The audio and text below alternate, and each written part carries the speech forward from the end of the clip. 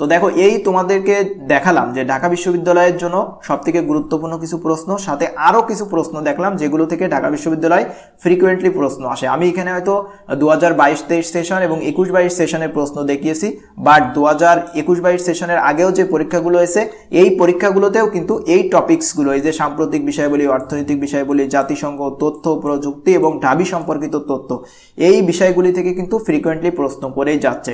আর তোমার রিটেন প্রস্তুতির পূর্ণাঙ্গতা দিতে আমরা কিন্তু ইতিমধ্যেই ঢাকা বিশ্ববিদ্যালয়ে রিটেন ক্লাস নিয়েছি, রিটেন প্লেলিস্ট থেকে তোমরা দেখে নিবে। প্রিয় অ্যাডমিশন শিক্ষার্থী বন্ধুরা, তোমরা যারা ঢাকা বিশ্ববিদ্যালয় কেন্দ্রিক তোমাদের ভর্তি প্রস্তুতি নিচ্ছ তাদের জন্য আজকের ভিডিওটা খুবই গুরুত্বপূর্ণ হবে, কারণ আজকে আমি ঢাকা বিশ্ববিদ্যালয়ের জিকের 5টা টপিকস দেখাবো, যে 5টা টপিকস থেকে 100% প্রশ্ন আসবে। অর্থাৎ ঢাকা বিশ্ববিদ্যালয়ের জিকের জন্য মোস্ট ইম্পর্টেন্ট 5টা টপিকস আজকে তোমাদের সাথে শেয়ার করব, এবং বিগত সালের প্রশ্ন থেকে আমি তোমাদের দেখিয়ে দেব বিগত কোন কোন সালের কত নাম্বার প্রশ্ন এই টপিকসগুলো থেকে আসছে। তো দেখো, ঢাকা বিশ্ববিদ্যালয়ের জন্য তোমরা হয়তো জানো সব থেকে গুরুত্বপূর্ণ যে টপিকস সাধারণ জ্ঞানে সেটা হলো সাম্প্রতিক বিষয়াবলী। সাধারণ জ্ঞানে সাম্প্রতিক বিষয়াবলী এই টপিকস থেকে দেখো লাস্ট 2 ইয়ার্সে 19টা প্রশ্ন আসছে সাম্প্রতিক বিষয়াবলী থেকে। দেখো সাধারণ জ্ঞানে মার্ক থাকে হলো 30, আর যদি 30টার ভিতরে যদি তোমার 10টা প্রশ্ন আসে সাম্প্রতিক বিষয়াবলী থেকে, তাহলে 1/3 এই সাম্প্রতিক বিষয়াবলীর জন্য তোমাকে কত বেশি প্রস্তুতি নিতে হবে। সাম্প্রতিক বিষয়গুলিতে ভালো করা ছাড়া কিন্তু তোমরা কোনোভাবে ঢাবিতে ভালো করতে পারবে না। এরপরে দেখো তোমাদের জন্য রাখছি অর্থনৈতিক বিষয়গুলি। অর্থনৈতিক বিষয়গুলি থেকে লাস্ট 2 ইয়ার্স 4টা প্রশ্ন আসছে, জাতিসংঘ থেকে 3টা প্রশ্ন আসছে, তথ্য ও প্রযুক্তি সম্পর্কিত বিষয় থেকে 3টা প্রশ্ন আসছে, আর ঢাবি সম্পর্কিত তথ্য থেকে 3টা, এটা সম্ভবত 2টা প্রশ্ন আসছে ঢাবি সম্পর্কিত তথ্য থেকে। তো এখান থেকে 2টা প্রশ্ন আসছে। তো এবার আমি তোমাদেরকে দেখিয়ে দেব যে কত নম্বর প্রশ্নগুলো তোমাদের সাম্প্রতিক বিষয়গুলি থেকে আসছে বিগত সালের। তো দেখো, এটা হলো ঢাকা বিশ্ববিদ্যালয় 2022-23 সেশনের যে প্রশ্নটা ছিল এই প্রশ্ন। তো এই প্রশ্নের দেখো 1 নম্বর প্রশ্নটা দেখো, জাতির পিতা বঙ্গবন্ধু শেখ মুজিবুর রহমান সম্প্রতি যে পুরস্কারে ভূষিত হয়েছে, এটা কিন্তু সম্প্রতি বিষয় থেকে আসছে। 2 নম্বরটা সম্প্রতি বিষয় থেকে আসছে, 4 নম্বরটা সম্প্রতি বিষয় থেকে আসছে, 5 নম্বরটা সম্প্রতি বিষয় থেকে আসছে, এরপর দেখো 7 নম্বরটা সম্প্রতি বিষয় থেকে আসছে, এরপরে 8 নম্বরটা দেখো এটাও সম্প্রতি বিষয় থেকে আসছে, এরপর 14 নম্বর যে প্রশ্নটা আছে এটাও আসছে সাম্প্রতিক বিষয়বলী থেকে। এরপরে দেখো 18 নম্বর যে প্রশ্ন, এটাও কিন্তু সাম্প্রতিক বিষয়বলী থেকে ওই সময় আসছিল, এবং ন্যাটো সদস্যভুক্ত দেশ অর্থাৎ ফিনল্যান্ড কিন্তু ওই সময় ন্যাটো সদস্যভুক্ত হয়েছিল। এরপরে দেখো 19 নম্বর যে প্রশ্নটা আছে এটাও কিন্তু সাম্প্রতিক বিষয়বলী থেকে আসা প্রশ্ন। 20 নম্বর যে প্রশ্ন এটাও সাম্প্রতিক বিষয়বলী থেকে আসছে। এরপর 29 নম্বর দেখো সাম্প্রতিক বিষয়বলী থেকে আসছে। তাহলে আমরা টোটাল কয়টা প্রশ্ন পেলাম দেখো, 29, 1, 20, 2, 19, 3, 18, 4, আর এপাশে দেখো যে 14 নম্বর 5, এরপরে 8 নম্বর 6, 7 নম্বর 7, এরপরে 5 নম্বর 8, 4 নম্বর প্রশ্ন এটা দিয়ে 9, 2 নম্বর প্রশ্ন 10 এবং 1 নম্বর প্রশ্ন। 2022-23 সেশনে দেখো সাম্প্রতিক বিষয়গুলি থেকে 11টা প্রশ্ন আসছে। সো এটা তোমাদের জন্য কতটা গুরুত্বপূর্ণ, 2022-23 সেশনে কতটা প্রশ্ন আসছিল সাম্প্রতিক বিষয়বলী থেকে 11টা। সো তোমাদের সাম্প্রতিক বিষয়বলী সম্প্রতি ঘটে যাওয়া প্রত্যেকটা ঘটনার উপর তোমাদের তীক্ষ্ণ নজর রাখতে হবে, যেন কোনোটাই তোমার তীক্ষ্ণ নজরের বাইরে না চলে যায়। প্রত্যেকটা মগজে সেট করে রাখো কোথায় কি ঘটছে, প্রতিদিন নিউজ দেখো, নিউজ পেপারগুলোর হেডলাইনগুলো পড়ো, কারেন্ট অ্যাফেয়ার্স সাম্প্রতিক ক্যাপসুলগুলো পড়ো। এরপর দেখো আমরা 2021-22 সেশনের প্রশ্নটা দেখি, 2021-22 সেশনের কোন কোন প্রশ্নগুলো বিষয়বলী থেকে ছিল। এরপর দেখো 3 নম্বর যে প্রশ্ন সাম্প্রতিক বিষয়বলী থেকে আসছে, 8 নম্বর যে প্রশ্ন দেখো সাম্প্রতিক বিষয়বলী থেকে আসছে। ওই সময় কিন্তু এই যে সৌর বিদ্যুৎ প্রকল্পটা চালু হয়েছিল 2021-22 সেশনে। 12 নম্বর যে প্রশ্নটা আছে দেখো এটাও কিন্তু সাম্প্রতিক বিষয়বলী থেকে আসছিল। 14 নম্বর যে প্রশ্ন দেখো কাতার বিশ্বকাপ নিয়ে সাম্প্রতিক বিষয়বলী থেকে আসছিল। 16 নম্বর, 21 নম্বর, 22 নম্বর, 23 নম্বর, টোটাল এই 8টা প্রশ্ন, 1, 2, 3, 4, 5, 6, 7, 8, 2021-22 সেশনে 8টা প্রশ্ন আসছে সাম্প্রতিক বিষয়বলী থেকে। সো আমি তোমাদের প্রুফ সহ দেখিয়ে দিলাম যে সাম্প্রতিক বিষয়বলী তোমাদের জন্য কতটা বেশি গুরুত্বপূর্ণ। 2021-22 সেশনে আসছে সাম্প্রতিক বিষয়বলী থেকে 8টা প্রশ্ন, এবং 22-23 সেশনে সাম্প্রতিক বিষয়বলী থেকে প্রশ্ন আসছে 11টা। সো এটা তোমাদের জন্য কতটা গুরুত্বপূর্ণ এতক্ষণে বুঝতে পারছো। এরপর দেখো তোমাদের জন্য অর্থনৈতিক বিষয়বলী, এটা খুবই গুরুত্বপূর্ণ। তো অর্থনৈতিক বিষয়বলী থেকে 2022-23 সেশনে কোনো প্রশ্ন না আসলেও 2021-22 সেশনে দেখো অর্থনৈতিক বিষয়বলী থেকে কয়টা প্রশ্ন আসছে তোমাদের একটু দেখাই। দেখো 5 নম্বর যে প্রশ্নটা এটা কিন্তু অর্থনৈতিক বিষয়বলী থেকে আসছে, কর অন্তর্ভুক্ত রাজস্ব নয়। দেখো 7 নম্বর যে প্রশ্নটা এটা কিন্তু অর্থনৈতিক বিষয়বলী থেকে আসছে, মানব সম্পদ উন্নয়নের অন্যতম উপাদান। এই যে 7 নম্বর, এটা অর্থনৈতিক বিষয়বলী থেকে কিন্তু আসছে। দেখো 13 নম্বর যে প্রশ্ন এটা কিন্তু অর্থনৈতিক বিষয়বলী থেকে আসছে। এরপর দেখো 15 নম্বর যে প্রশ্ন এটাও কিন্তু অর্থনৈতিক বিষয়বলী থেকে আসছে। সো অর্থনৈতিক বিষয়বলী থেকে আমরা কয়টা প্রশ্ন পেলাম? 4টা প্রশ্ন পেলাম অর্থনৈতিক বিষয়বলী থেকে 2021-22 সেশনে আসছে। আর 2022-23 সেশনে সরাসরি অর্থনৈতিক বিষয়বলী থেকে কোনো প্রশ্ন আসেনি। তার মানে বিষয়টা মোটেও এমন নয় যে 2022-23 সেশনে অর্থনৈতিক বিষয়বলী থেকে প্রশ্ন আসেনি, তোমাদের আসবে না।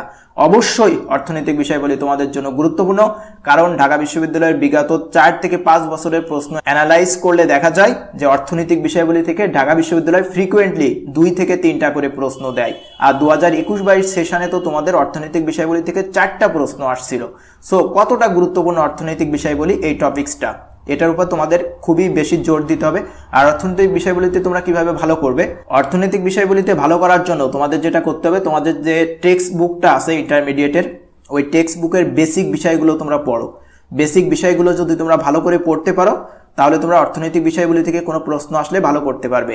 কোনোভাবেই বাজারের কোনো শিট বা তোমার কোচিং এর কোনো শিটের উপর তুমি ডিপেন্ড করো না। কোচিং এর কোনো শিটের উপর যদি তুমি ডিপেন্ড করো তাহলে কিন্তু তুমি অর্থনৈতিক বিষয়গুলিতে ভালো করতে পারবে না, কারণ এই বিষয়ে কিন্তু একটা বিস্তারিত বেসিক নলেজটা, অনেক ডিপ নলেজ কিন্তু তোমার থাকা লাগবে বেসিক বিষয়ের উপর। কোনো প্রকার ম্যাথ করার দরকার নেই, জাস্ট বেসিক বিষয়গুলো তুমি ভালো করে আয়ত্ত করে নাও বা তোমার আয়ত্ত নিয়ে নাও। এরপর দেখো তোমাদের জন্য সবথেকে গুরুত্বপূর্ণ টপিকস রাখছিলাম জাতিসংঘ। ঢাকা বিশ্ববিদ্যালয় জাতিসংঘ থেকে প্রশ্ন করে আসছে। তো দেখো জাতিসংঘ থেকে তোমাদেরও প্রশ্ন আসবে, কারণ জাতিসংঘ থেকে ঢাকা বিশ্ববিদ্যালয় বিগত সালের প্রশ্ন বিশ্লেষণ করলে দেখা যায় প্রতি বছরই প্রশ্ন করে। সুতরাং জাতিসংঘের A to Z তোমাদেরকে জানতে হবে। তো দেখো 2021-22 সেশন 21-22 সেশনে 10 নম্বর প্রশ্নটা একটু খেয়াল করো, এটা কিন্তু জাতিসংঘ থেকে আসছে। জাতিসংঘ কর্তৃক স্বীকৃত দাপ্তরিক ভাষা সংখ্যা, এটা কিন্তু জাতিসংঘ থেকে আসছে। এরপর দেখো 11 নম্বর যে প্রশ্নটা জাতিসংঘের নারী উন্নয়ন বিষয়ক তহবিলের নাম, এটাও কিন্তু আসছে জাতিসংঘ থেকে। 29 নম্বরের যে প্রশ্নটা আছে দেখো, এটা আসছে টেকসই উন্নয়ন লক্ষ্য, এর লক্ষ্যমাত্রা মানসম্মত শিক্ষা নিয়ে নিবিড়ভাবে আলোচনা করে। তো এটা এসডিজি থেকে আসছে মূলত। তো এসডিজি জাতিসংঘ এগুলো কিন্তু পারস্পরিক সম্পর্কযুক্ত।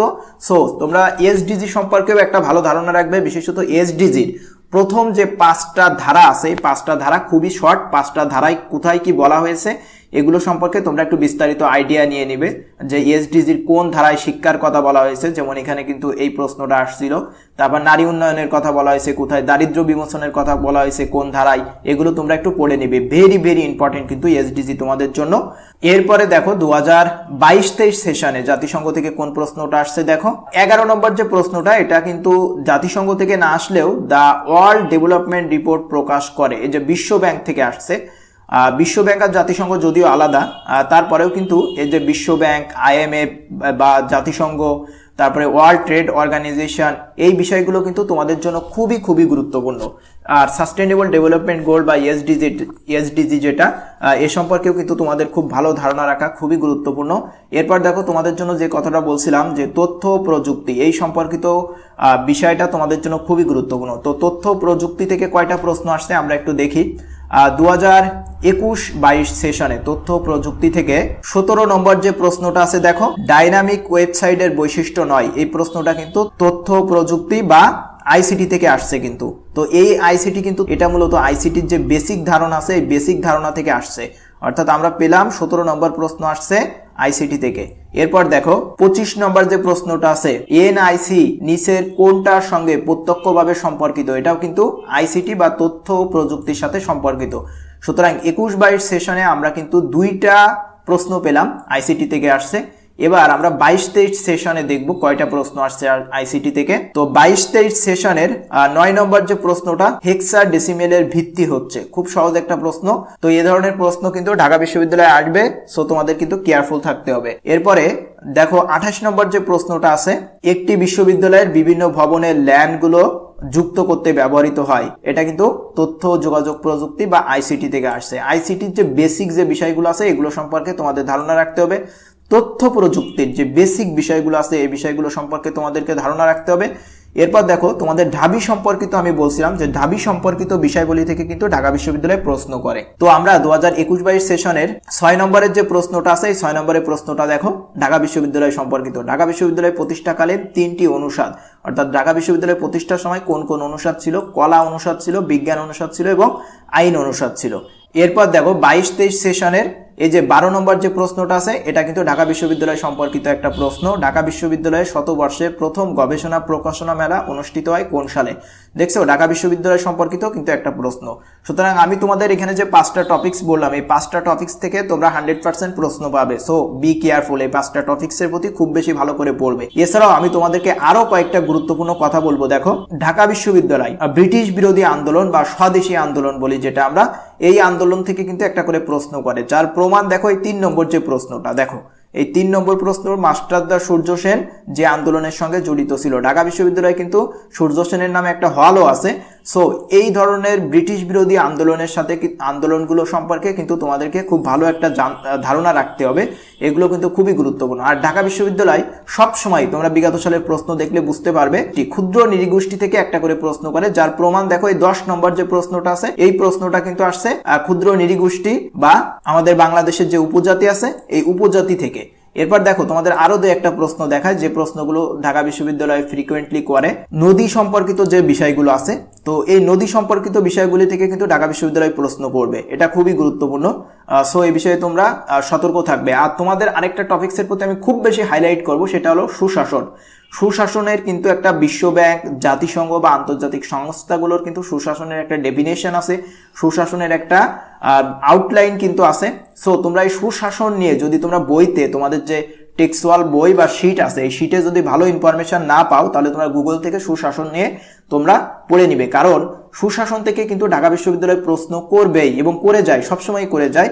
আরো একটা বিষয় তোমাদেরকে দেখাবো, সেটা হলো এই যে যক্ষ্মার জন্য যে টিকা দেওয়া হয় এটা কিন্তু খুবই গুরুত্বপূর্ণ, রোগের প্রতিষেধক। এই রোগের প্রতিষেধক কিন্তু ঢাকা বিশ্ববিদ্যালয় প্রায়শই প্রশ্ন করে রোগের প্রতিষেধক থেকে। তো দেখো আমি তোমাদের 21-22 সেশনের থেকেও কয়েকটা প্রশ্ন দেখাচ্ছি। দেখো এই যে জরুরি সেবা নম্বর, তো এই যে হটলাইন যেগুলো আছে আমাদের, মাত্র 9টা হটলাইন যদি তোমরা মুখস্থ করতে পারো তো এই 9টা হটলাইন মুখস্থ করার মাধ্যমে তোমরা কিন্তু একটা মার্ক কমন পেয়ে যেতে পারো। সো এটা কিন্তু তোমাদের জন্য খুবই গুরুত্বপূর্ণ। ঢাকা বিশ্ববিদ্যালয়ের জন্য তোমরা আরো কয়েকটা বিষয়ের উপর প্রস্তুতি নিবে, তার ভিতরে অন্যতম হলো দেখো এই যে ভৌগোলিক বিষয়গুলি বা যে তোমাদের ইন্টারমিডিয়েট টাইমে যে ভূগোল ছিল এই ভূগোল সাবজেক্টের বেসিক বিষয়গুলো সম্পর্কে ধারণা রাখবে। 1 নম্বর যে প্রশ্ন এটা কিন্তু ভূগোল থেকে আসছে। 2 নম্বর দেখো 7ই মার্চের ভাষণ, অর্থাৎ মুক্তিযুদ্ধ মানেই কিন্তু বাংলাদেশের ইতিহাস, বাংলাদেশের ইতিহাস মুক্তিযুদ্ধ কিন্তু একে অপরের সাথে খুবই নিবিড়ভাবে সম্পর্কযুক্ত এবং একে অপরের পরিপূরক। সো বাংলাদেশের মুক্তিযুদ্ধ সম্পর্কে তো তোমাকে জানতেই হবে, কারণ বাংলাদেশের মুক্তিযুদ্ধ থেকে প্রত্যেকটা বিশ্ববিদ্যালয়ে প্রশ্ন আসবে। আর ঢাকা বিশ্ববিদ্যালয়ে তোমার প্রস্তুতিটাকে ইউনিক করতে আমরা কিন্তু একটা মডেল টেস্ট ব্যাচ চালু করছি। আর তোমার রিটেন প্রস্তুতির পূর্ণাঙ্গতা দিতে আমরা কিন্তু ইতিমধ্যে ঢাকা বিশ্ববিদ্যালয়ে রিটেন ক্লাস নিয়েছি, রিটেন প্লেলিস্ট থেকে তোমরা দেখে নিবে। সো তোমরা যদি ঢাকা বিশ্ববিদ্যালয়ে ভালো কিছু করতে চাও তাহলে আমাদের ঢাকা বিশ্ববিদ্যালয়ের যে প্লেলিস্ট আছে এই প্লেলিস্টে চলে যাও। যারা এখনো পর্যন্ত অনেক গুরুত্বপূর্ণ তোমাদের ক্লাস দেওয়া হয়েছে এই ক্লাসগুলো দেখোনি তারা ওই ক্লাসগুলো দেখো। বিশেষত রিটেনের যে 2টা ক্লাস আমি ইংরেজির উপর দিয়েছি এবং অন্যান্য ক্লাসগুলো খুব শীঘ্রই আসবে। তো এই ক্লাসগুলো তোমরা দেখো, রিটেনের ক্লাসগুলো দেখলে তুমি ঢাকা বিশ্ববিদ্যালয়ে তোমার কি করা লাগবে এই বিষয়ে তুমি একটা পূর্ণাঙ্গ ধারণা পেয়ে যাবে। আর তোমরা যারা বিউপিতে পরীক্ষা দিবে তো তাদের জন্য একটা সুসংবাদ আছে, তোমরা যারা FSSS এবং FASS এই 2 ফ্যাকাল্টিতে যারা পরীক্ষা দিবে তো তাদের জন্য আমরা 10 সেটের একটা মডেল টেস্ট দিয়েছি। তো এই 10 সেট অনেকের কাছে কম মনে হতে পারে, কিন্তু সবসময়ই আমরা যেটা করি যে আমরা কোয়ান্টিটি থেকে কোয়ালিটিটাকে সবসময় প্রায়োরিটি দিই।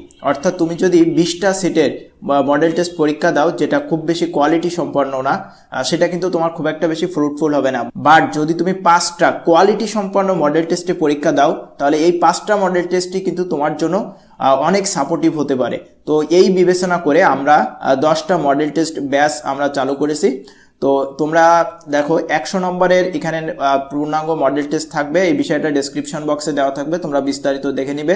FSSS এবং FASS এই দুই ফ্যাকাল্টিতে যারা পরীক্ষা দিবে এই মডেল টেস্টটা হলো তাদের জন্য।